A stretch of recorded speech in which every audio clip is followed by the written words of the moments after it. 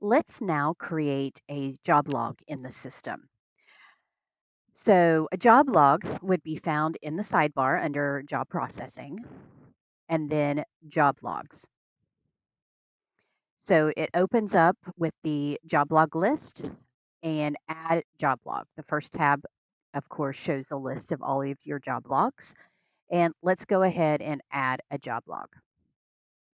So the date of service always defaults to the current date, but for training purposes, I'm going to go ahead and backdate it for September 30th, and you can do that if you need to backdate something.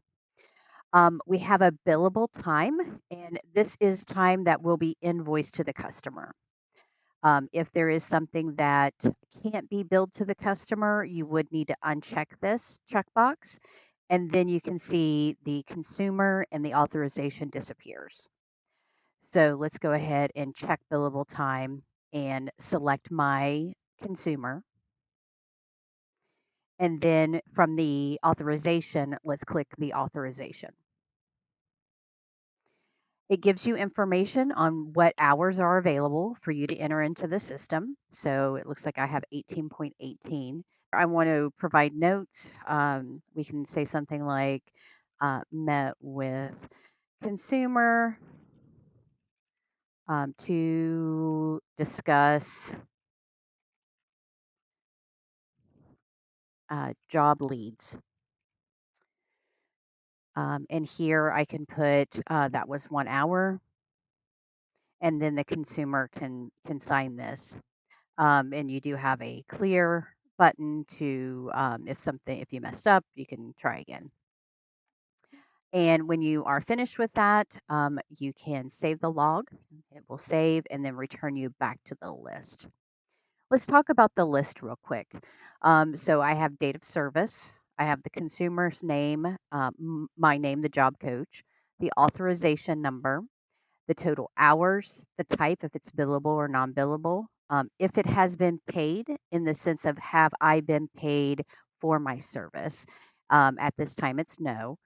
If it is paid, these action buttons will disappear. So you will no longer have the ability to delete or edit it. If I wanted to edit it, I could just click edit and then go here and edit the information. Maybe I wanted to go back and get a signature, and then I can update that log. If you do need to create some kind of PDF to show a list of your logs, um, by clicking this icon, it will select everything in the list, or you can pick and choose which ones you want to pick. Because there's only one record, it will click both of those for now. And then you can hit this generate job log PDF, and that will create a PDF with your company name, your name, and the list. Right here, it looks like I don't have a logo saved into the system, and I haven't done that training yet. So, but it would have job log report. If it had signatures, it would list them all here. So you get a little PDF.